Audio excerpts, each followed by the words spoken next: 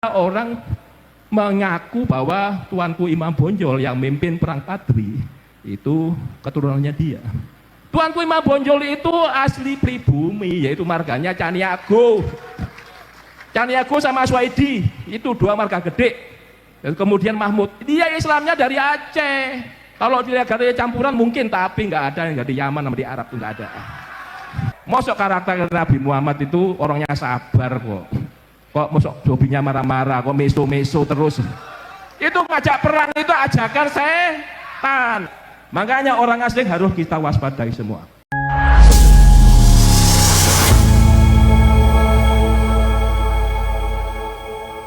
Mulai Islam masuk, eranya Empu Sendo. Islam masuk tapi gagal.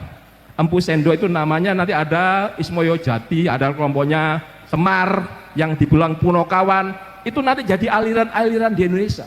Berbagai aliran sudah pernah berkelahi dengan antar agama, beda agama. Sehingga era Pikatan menunjukkan Buddha Hindu itu bersatu karena Borobudur. Stupa Borobudur bersatu. Yaitu namanya Bhinneka Tunggal Ika Dharma Mangurwa. Walaupun berbeda-beda agama, tetapi tetap satu. Nah, itulah cikal awal kita berpikir masa lalu kita itu, kita harus bersatu. Rupanya muncul kedatangan Islam. Perang lagi sama Hindu. Siapa yang mulai awalnya? Sultan Mehmed II dari Turki. Dia menguasai dari Ottoman Empire, menyerang Konstantinopel 1453. Konstantinopel Kristen diserang oleh Turki, kalah tuh Konstantinopel. Sejak itu dia memerintahkan anggotanya. Siapa diantaranya? Syekh Jumadil Kubro. Kemana? Ke Aceh. Nah, di Aceh dia menikahi warga setempat lokal. Rangkaiannya Samudra Pasai. Jadilah Samudra Pasai jadi Islam. Pertama rajanya Malikul Saleh, istrinya Putri Perlak, kerajaan Perlak. Nah, ini cerita. Nanti dari Aceh ini leluhur Aceh menyerang ke wilayah Batak. Ada Tanah Karu, ada Binjai diserang menjadi Islam. Nanti menyerang ke Padang. Padang itu juga terpengaruh oleh kalangan dari Arab tadi. Itu kisahnya. Kok ada orang mengaku bahwa tuanku Imam Bonjol yang memimpin perang Padri itu keturunannya dia. Tuanku Imam Bonjol itu asli pribumi, yaitu marganya Caniago.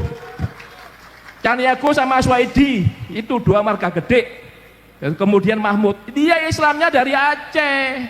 Kalau dilihat katanya campuran mungkin, tapi nggak ada yang dari Yaman sama di Arab tuh nggak ada. Nah, nanti kalau kita logika asli aja, perang Padri itu ada 3 gelombang. 1803 sampai 1821. Selama 18 tahun Imam Bonjol memimpinnya 1815. 1803 itu masih tuanku.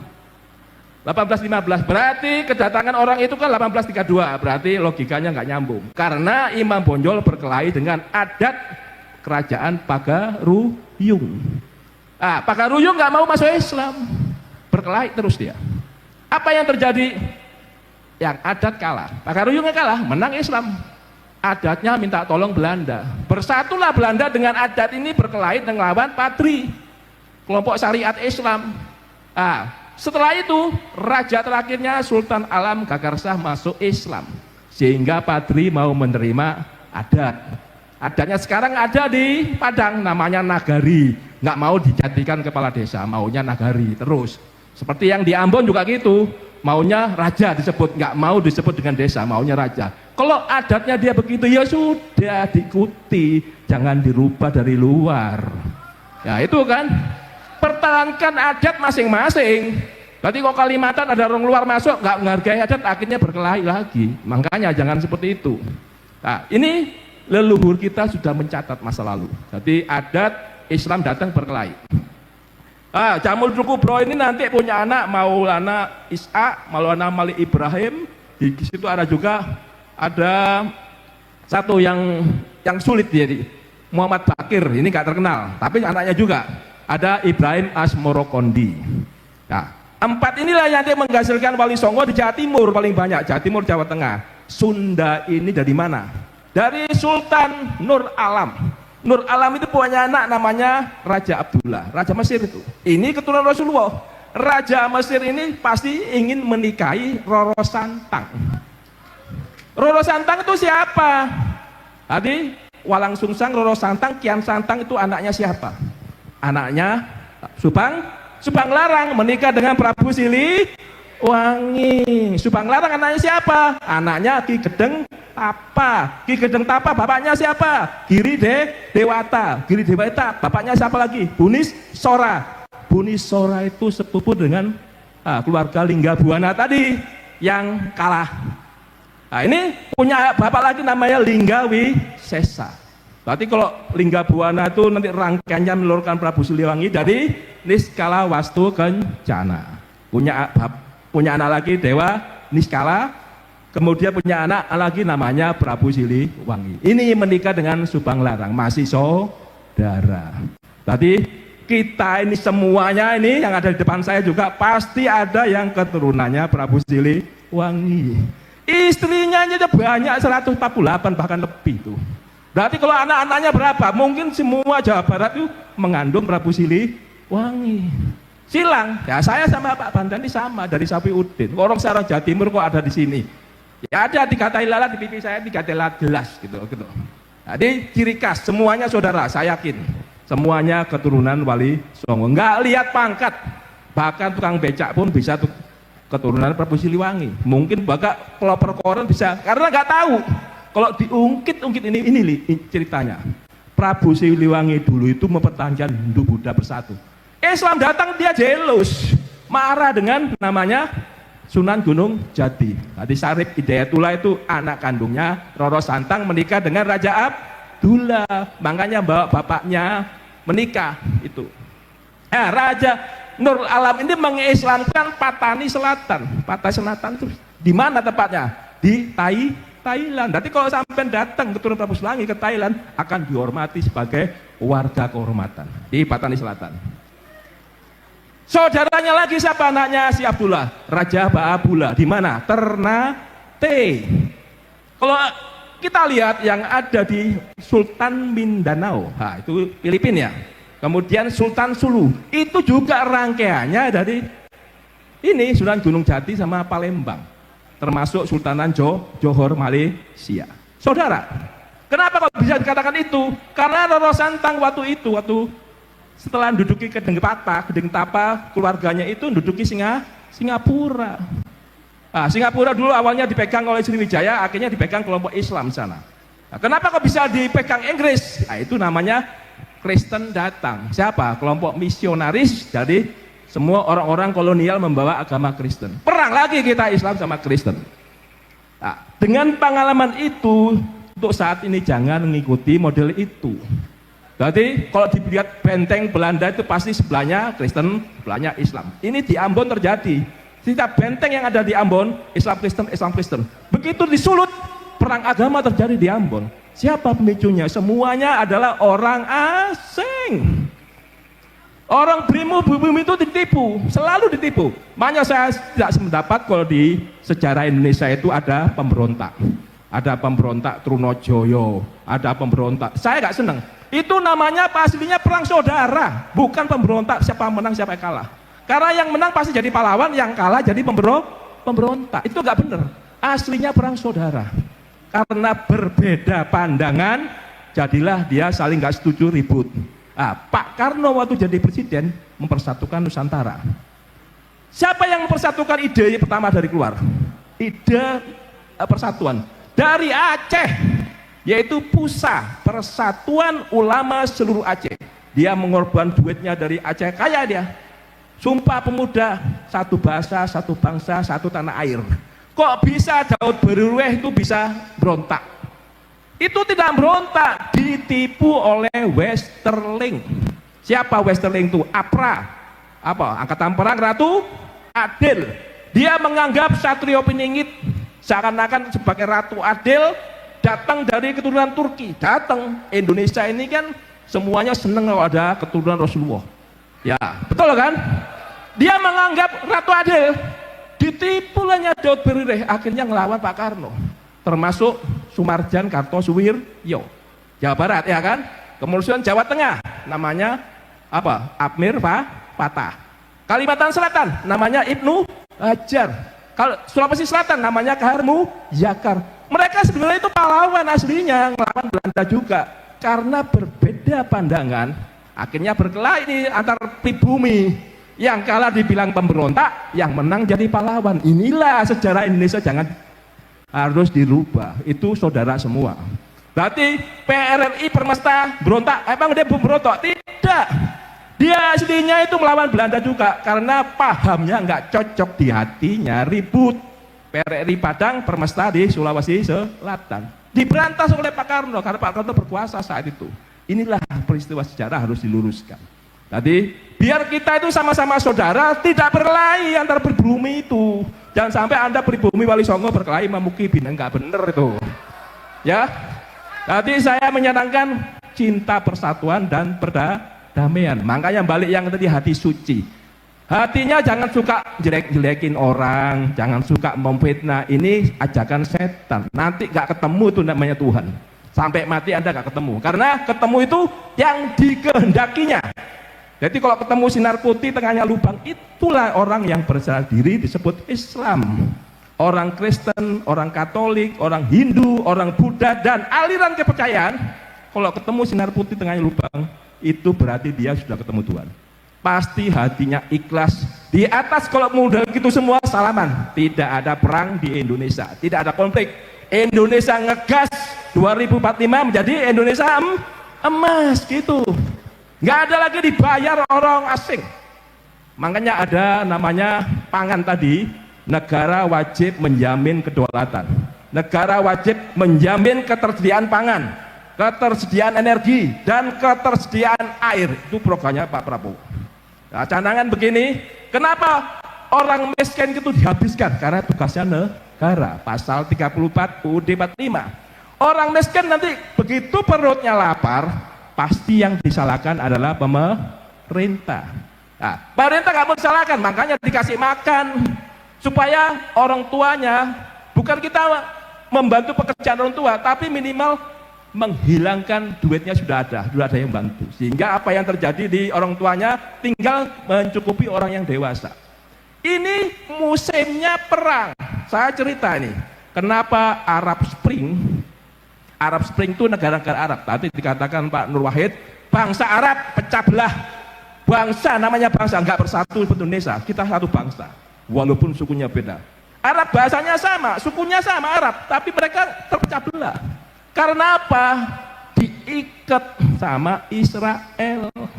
Biar Anda tahu, kok bisa Israel itu zamannya Nabi Nuh sudah pecah. Namanya Goliat sama apa yang pakai ketepil itu. Ya itu eranya Nabi Nuh. Sampai nulur kisahnya larinya ke Nasab. Nasab yang dikejar-kejar sama Pak Imaduddin. Saya bangga dengan penelitian itu, saya bangga. Ya. Tapi kalau bisa ada 1000 penelitian seperti Imaduddin, karena peneliti itu betul. Karena apa? Bisa dilihat dengan mata. Nah, kalau kita meneliti nasab berarti genotip sama fenotip. Kalau genotip berarti dari DNA. Kalau fenotip karakter. Mosok karakter Nabi Muhammad itu orangnya sabar kok. Kok mosok hobinya marah-marah, kok meso-meso terus. Itu ngajak perang itu ajakan setan. Berarti kalau Anda tahu, itu namanya mengajak perang, itu kewenangannya presiden. Yang menyatakan keadaan perang, menyatakan bahaya, itu presiden. Bukan mantan napi, mantan teroris, bukan. Ya. Jadi pengalaman Islam, lama Islam berkelahi. Kenapa? Karena beda pandangan. Satunya mengangkat syariat Islam, satunya mengangkat adat. Syariat Islam dari dulu berkelahi sama adat. Contohnya tadi Padri. Kedua contohnya adalah eranya Raden Patah, ribut sesajen-sesajen dihilangin. Nah, kisah ini adalah Muhammadiyah sama NU, sama-sama saudara.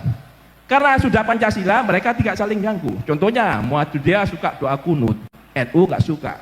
Ya jangan ganggu, kalau agamamu agamaku. Jangan saling memaksakan kehendak agama. Itu di Pancasila tertulis. Jadi kalau kamu suka ke makam, jangan kau bilang itu saya sirik. Saya tidak sirik. Hati saya, kalau saya mendoakan orang tua itu lebih sreg kok di kuburannya. Tapi saya bukan nyembah kuburan, nyembah saya ke Tuhan. Itulah filosofi Hindu Buddha itu turun temurun sampai ke kita. Nah, kalau kita ngikuti hukum Allah, masa hukum Allah itu orang melakukan zina dilempar kerikil sampai mati, orang mencuri tangannya dipotong, bahkan dipancung kepalanya. Mau seperti itu Nusantara itu? Ya pasti nggak mau, tidak sesuai dengan adat istiadat Nusantara. Kalau negara Islam muncul, Indonesia Timur ingin pisah, Bali ingin pisah. Orang kita Jawa Barat diawali dari Hindu kok. Masuk Islam aja, masuk Kristen aja. Tidak usah memaksakan kehendak agama, bebas. Silakan Anda memilih agamamu, agamaku, tidak saling ganggu. Toleransi beragama. Itu. Saya akan cerita sedikit tadi. Sumpah Pemuda. Sumpah Pemuda adalah dari Aceh. Kok bisa pemberontak itu bisa menjadi pemberontak? Sebutan pemberontak itu siapa yang menulis? Ini kalau dari sekian luruskan sejarah yang bagus-bagus itu harus diluruskan. Jangan sampai seperti sekarang nih, kerajaan-kerajaan semua pecah. Contoh, akibat ulahnya Belanda kita pecah. Si Cirebon, Kanoman, Kasepuan pecah.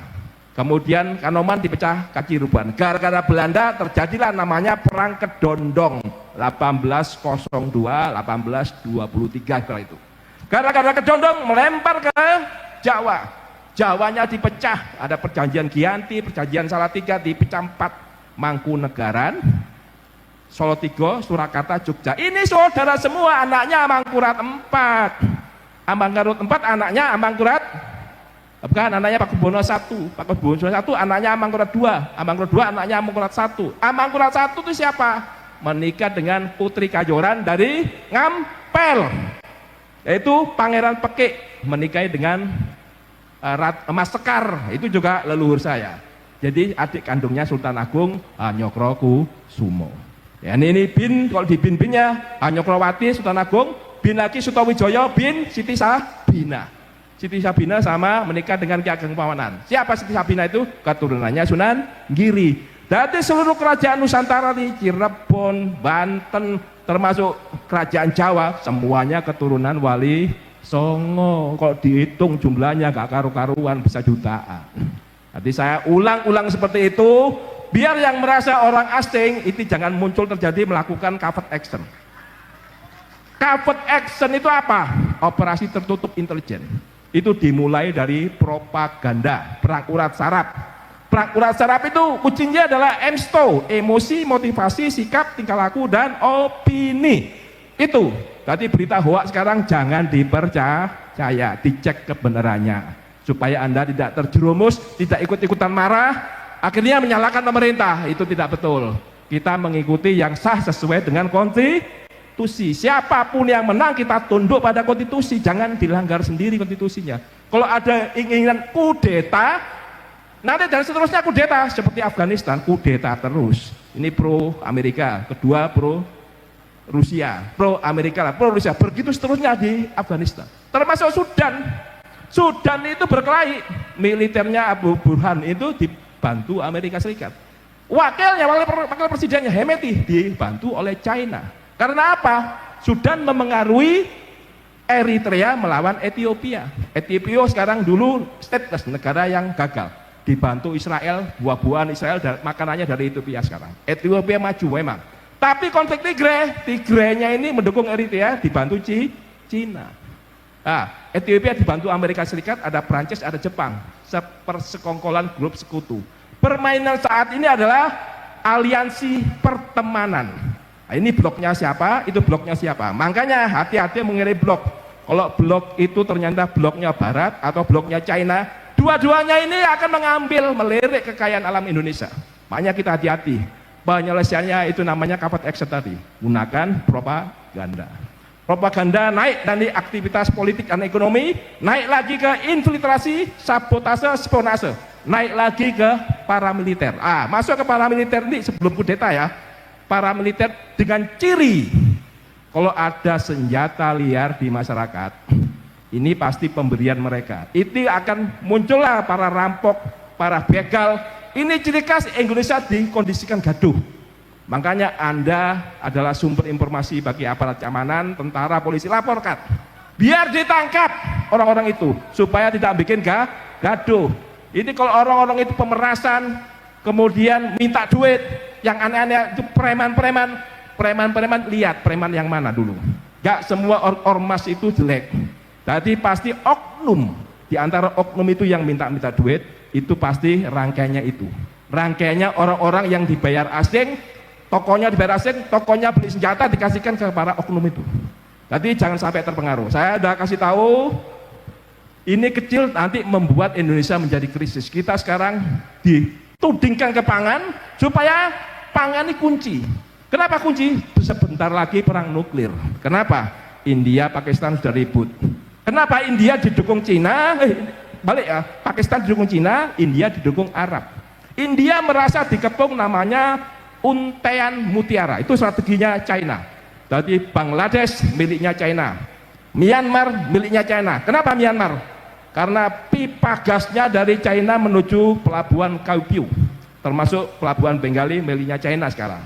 Kemudian Sri Lanka miliknya China, kemudian namanya satu pulau juga miliknya China, dan Pakistan, pelabuhan Pakistan miliknya China. Sehingga India merasa dikepung, mencari teman baru namanya kuadrilateral namanya, yaitu Jepang, Australia sama Amerika. Nah, itu kelihatannya kita tidak berpihak Amerika, tidak berpihak ke China. Kita tengah-tengah tetap non-blok.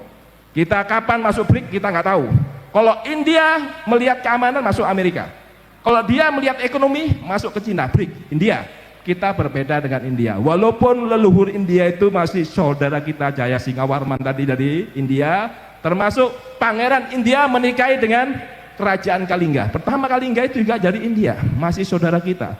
Tapi karena Islam itu Pakistan, India terkenal dengan Hindu, tapi 250 juta India itu Islam. Kalau dua ini diadu domba, Islamnya habis kan? Kalau Islamnya habis, yang kedua nanti Indonesia dibikin ribut perang saudara. Kalau Indonesia terjadi perang saudara, yang terakhir yang dihantam adalah Iran. Makanya kalau Anda haplonya Y, jangan seneng Anda ikut tes. Kenapa saya ngingetin? Anaknya Nabi Muhammad itu adalah Siti Fatimah. Nggak ada yang laki-laki, semuanya mati laki-lakinya. Siti Fatimah itu kalau dilihat genotip itu X Nabi sama X Khadijah. Hasan Hussein anaknya Siti Fatimah. Kok bisa bangga dengan haplo Y, yaitu Bani Hashim. Bani Hashim itu Ali bin Abi Thalib, bukan keturunan Abu Muhammad, itu anaknya Abu Thalib. Baninya sama, Bani Hashim. Berarti sejujurnya yang dicari itu yang X. Kalau nanti ada penelitian lanjutan eranya Madudin, kebenarannya masih 50%. Makanya kalau X yang wanita-wanita itu dicek, ternyata ada keturunan Rasulullah paling banyak ada di Indonesia. Itu tepuk tangan ya gitu. Paling banyak X itu ada di XY, laki-laki bisa ada jadi perempuan. Makanya kita harus telusuri semua yang Y maupun X, tapi jangan daftarnya ke kelompok Amerika. Itu teknologinya miliknya Israel. Nanti kau tahu, oh ada Syiah di sini. Dia langsung nuduh Syiah. Dianggapnya sama Houthi. Sana Houthi itu pemberontaknya Yaman. Yamannya pecah dua. Houthi keturunan Rasulullah. Rangkaiannya Iran yang sama namanya Syiah, 12 madhab situ Syiah. Ketika si siapa? Pahlavi, rajanya Iran dikudeta sama Ayatullah Khomeini. Itulah terjadi revolusi Iran 1979. Dengan tahun 79 pada tahun yang sama Soviet menyerang Afghanistan. Ya ingat yang dibawa Abu Bakar Bashir itu siapa?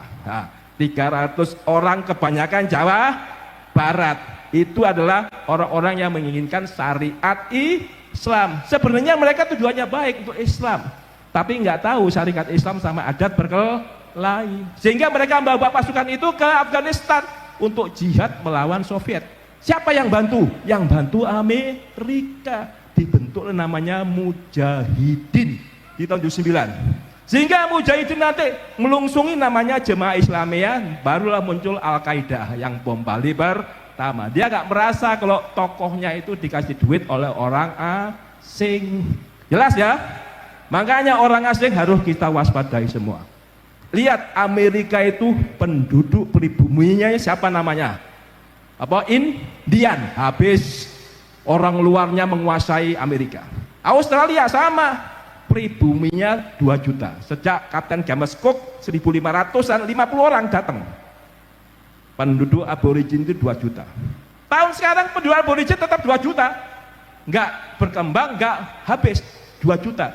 Australia asli orang Anglo-Saxon Inggris itu 20 juta saat ini. Mau Indonesia sedikit kan?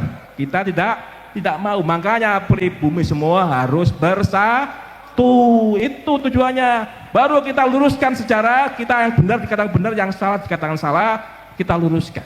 Semua manusia ada salahnya. Saya kira demikian, supaya saya berharap hatinya Wali Songo, hatinya semua pondok pesantren ini meluruskan leluhur, yaitu perang semesta, kewilayahan, kerakyatan, kesemestaan. Kewilayahan itu gelar pasukan, semua diamankan, semua tanggung jawab bukan tentara sama polisi aja. Penduduk harus bantu, yaitu komponen bangsa lain membantu supaya kita bersatu. Jangan ikut-ikutan supremasi sipil, supremasi militer. Itu karyanya Huntington Amerika Serikat. Supaya apa? Mereka bangsa luar masuk. Kita ini seperti Mao Zedong, yaitu Long March. Long March Mao Zedong dari desa ke kota, itu mereka masuk ke Sungai Kuning. Mereka bersatu satu kata dengan masyarakat. Akhirnya bisa ngusir kapitalisme Chiang Kai-shek menuju Taiwan. Itu Mao Zedong. Mao Zedong meniru Mahatma Gandhi. Long March juga. Long March supaya penduduk desa ke kota itu jalan-jalan mogok, tidak kerja, garam. Inggris dirugikan, akhirnya dia jadi ditawan. Awalnya masuk penjara, lama-lamaan jadi presiden. Kita Long March juga Jenderal Sudirman sampai ke Jawa Siliwangi. Ingat, jalan kaki berapa tahun berapa? Itu Siliwangi pasukannya paling banyak di Indramayu. Betul ya?